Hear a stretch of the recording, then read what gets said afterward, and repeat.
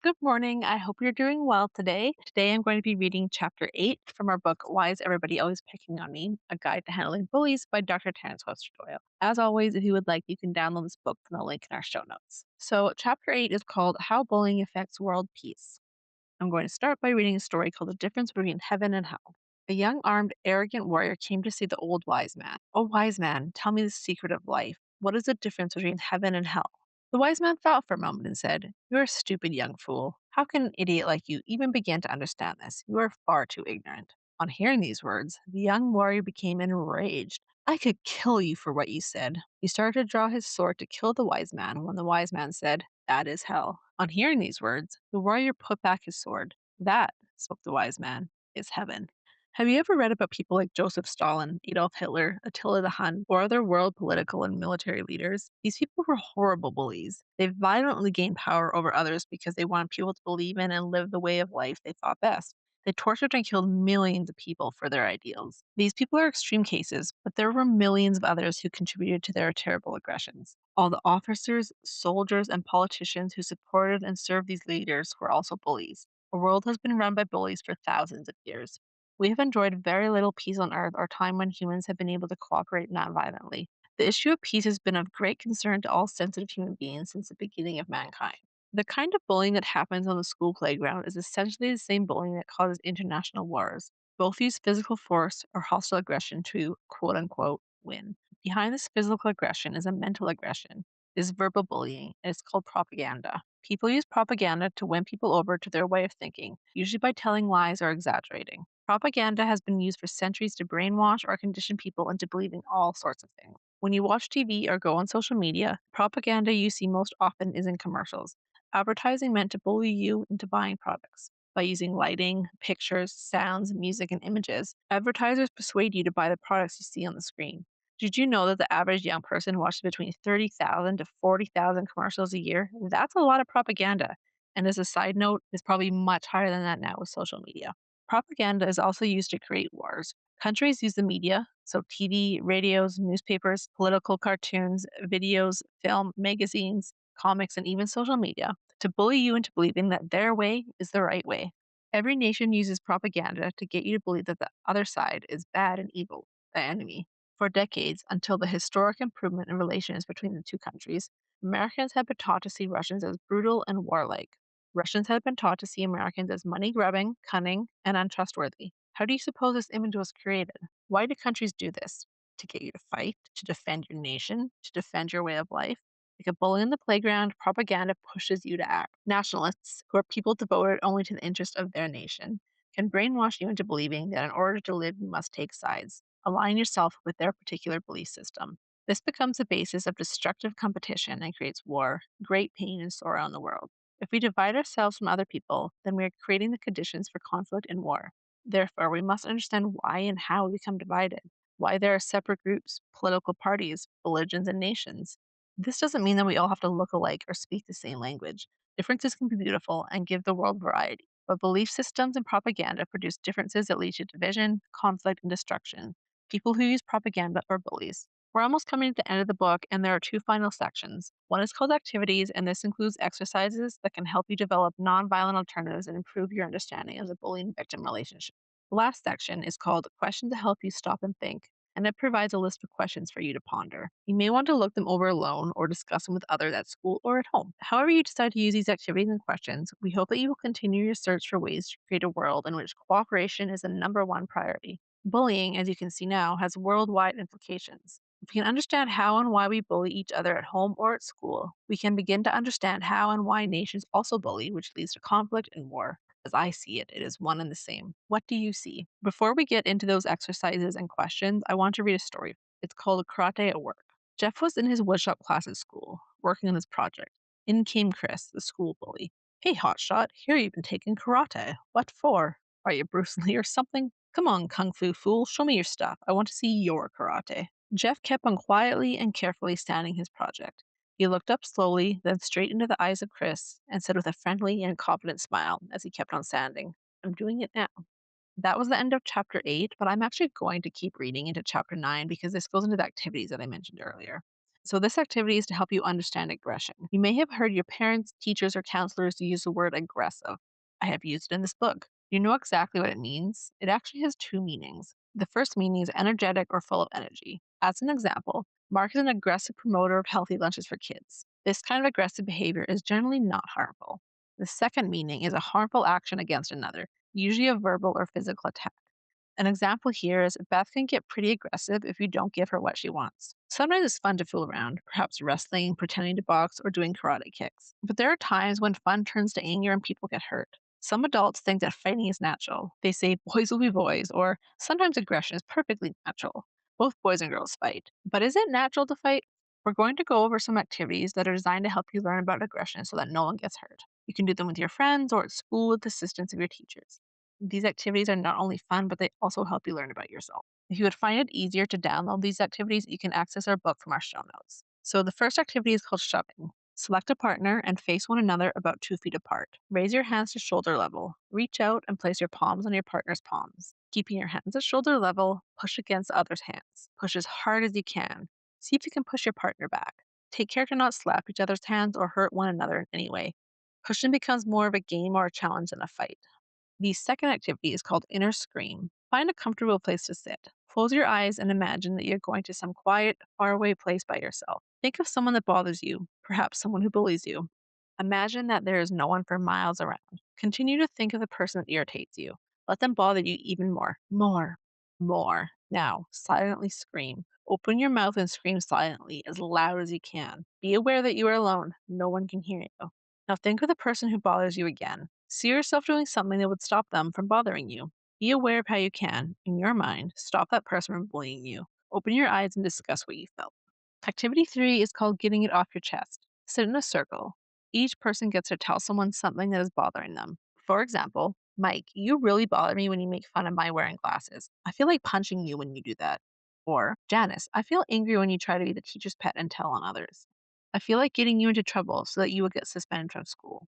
The rules to let the person get it off his or her chest. Don't defend yourself.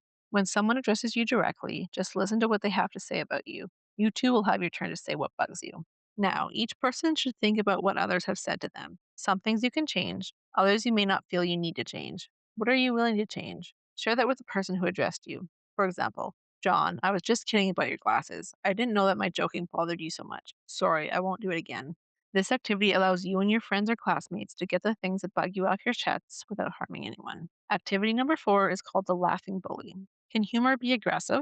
Can a person bully another by saying something funny about that person? Have you ever used humor to hurt someone?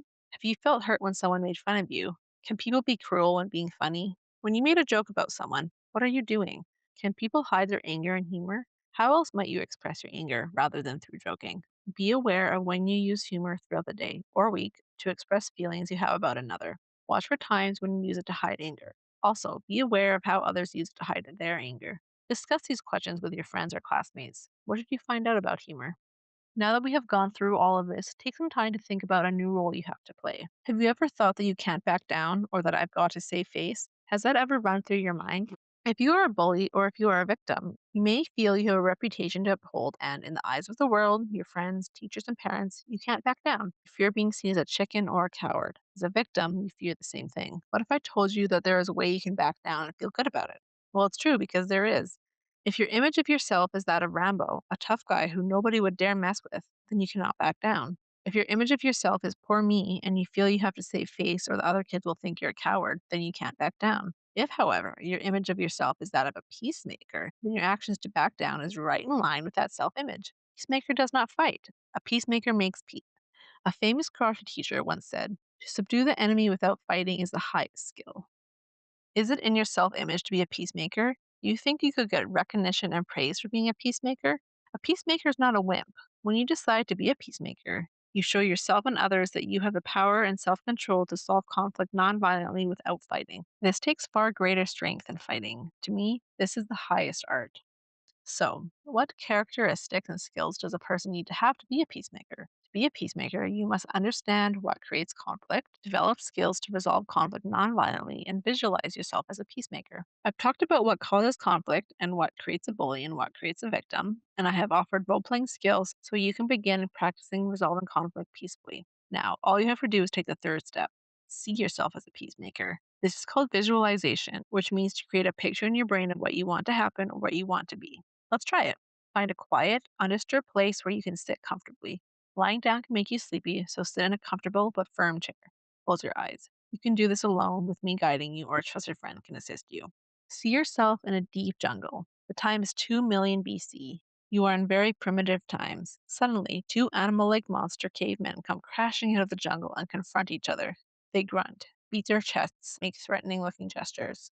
You notice the monster cavemen are small. Either they are small or you are quite big. They look like little kids and you look like a large grown up. You see that they cannot hurt you. You speak to the cavemen. Listen, you say. Are there ways you can solve your conflict without fighting? You sit down between them and start talking to them as if they are children you have great affection for. You are the first humans, you tell them. So why are you acting like wild beasts? You are greater than wild beasts. You can think and reason. Let's put our heads together and think up some intelligent, peaceful ways to solve your problem. If you learn how to stop fighting now, maybe this will have an effect on the whole history of mankind. This is just one fun, imaginary example of seeing yourself as a peacemaker. You and your friends, parents, and teachers can make up your own scenes. It really doesn't matter what they are as long as you actually see yourself becoming a peacemaker. Other possible scenes could include a football game in front of an applauding audience, a boxing match in front of a rowdy audience, or an ancient Greek coliseum where gladiators are about to fight each other. Now see yourself on a school playground. Two make believe kids are about to fight, and you are a famous athletic movie or rock star whom these kids really admire.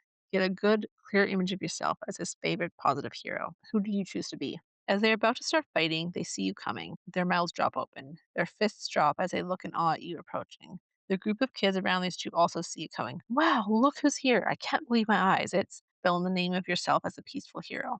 When you're among them, you say, look, there must be a way to get along. Why not try to work your problem out peacefully? Instead of wanting to hurt each other, use that energy to think of ways you can cooperate. Come on, let's work this together. Everyone cheers as you pat the two kids on the back. Then everyone, including the two would be fighters, asks for your autograph. This is a simple pretend situation. It gives you a chance to see yourself as a peacemaker in your fantasy. Now, here's one a little closer to home. See yourself on your playground. Remember an incident or make one up between two real people that almost led to a fight. See yourself as a real peacemaker, helping to work things out nonviolently. See your teachers, parents, even the two fighters, thanking you for what you did. Do this slowly, watching and doing as much as you can in detail. Take your time. You may want to practice this over and over. Then you may want to set up some pretend situations with a friend or two in which you can play the peacemaker role. After you see yourself as peacemaker, practice helping the would-be fighters in your skit to learn nonviolent alternatives to conflict. Hopefully, this will just be one more way in which you can creatively and peacefully deal with bullying. I'm sure that you can do it. If you really want to, you can succeed. Okay, let's talk about some ways you can relieve the effects of bullying on the body because it takes a lot of energy to control other people. As you grow up, this need to control can cause great damage to your well being. You're affected physically and mentally by the stress of dominating others. When you're young, your mind and body has the flexibility of youth. You're generally healthy and can recover from illness more quickly than you can an older person. So perhaps you don't yet see the effects of constant stress on you, but certain physical disturbances begin to appear, such as nervousness or illness, exhaustion, and anxiety. Stress will eventually wear down your mind and body, and serious illness can occur. The mental and physical effects of being aggressive, pushy, and controlling can hurt or even kill you.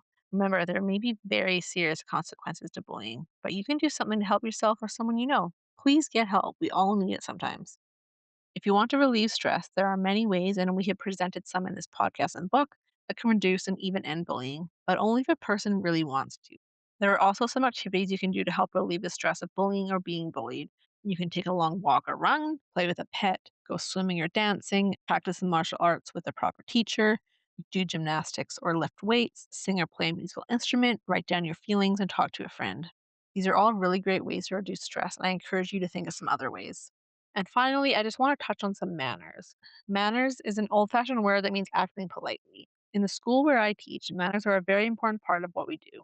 When you learn the form of karate that I teach, I'm going to show you how to act in accepted ways. Rather than thinking of manners as something we do for a reward or to avoid being punished, we look upon them as a pleasant way to get what we need. Without manners, there would be disorder. Thinking of manners as skills to learn can be fun, a lot more fun than thinking of them as something you have to do to help you get along with others and to get what you want without offending anyone. Here are some examples. Some unhelpful ways of getting what you want are saying things like, give me that, shut up, or you're wrong. But some helpful ways are saying, may I please have that? Would you please keep your voice down? I don't see it that way. I encourage you to list out some other unhelpful and helpful ways to express yourself. You can even make a game out of it. One person can say something in an unhelpful way, and another person responds saying the same thing using manners. Manners are simple and very effective. They're taught to you because someone cares enough to want you to speak and act in ways that will help you get along in the world. Try the helpful ways and see if you do, in fact, get along better in your relationships. You might be surprised. In karate, we bow out of respect for the teacher and for each other, student to student. Bowing is a form of manners in the martial arts. One day I asked my young students to try something at home that night. I asked them to bow every time their parents asked them to do something, and then to do what they asked. At the next class, students shared what happened. One student said, "My mother asked me to clear the table of dishes, so I bowed and said yes and did it without any complaint. My mother almost fell over, she was so surprised." That's the end of chapter 9. I'm going to leave it there for today, but if you would like to download this and all the other chapters, you can download our book from the link in our show notes.